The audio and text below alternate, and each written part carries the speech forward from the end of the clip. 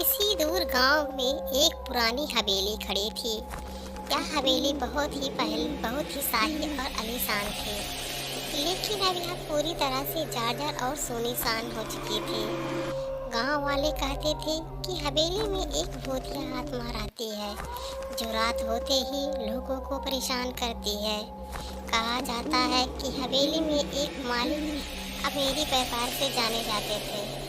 वह अपनी संपत्ति और शक्ति के लिए जाने जाते थे, लेकिन वह एक दिन रहस्यमय तरीके से गायब हो गए और उसके बाद से हवेली में अजीब घटनाएं होने लगी।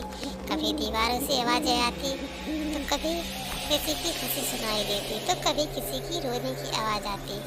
गांव में यह अफवाह फैल गया कि हवेली में एक भूतिया आत्मा है, जो मरकर भी अपनी संपत्ति को नहीं छोड़ पाई। एक दिन एक युवा लड़का, जिसका नाम अर्जुन था, पाया सुनकर हवेली के रहस्य जानने का निर्णय लिया। वह एक रात हवेली में गया और सब कुछ देखा।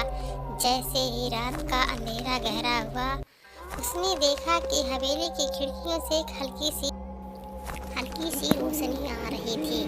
अर्जुन धीरे धीरे हवेली के अंदर गया। वहाँ उसने एक वृद्ध महिला की आत्मा को देखा, जो उसने देखकर बोला, यह मेरा घर था, लेकिन मुझे धोखा दिया गया। अब मुझे शांति चाहिए।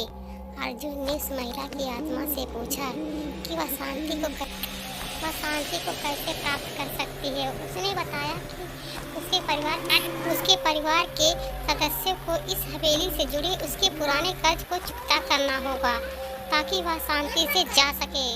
अर्जुन ने गांव वालों की मदद से कर्जा चुकता करता गया।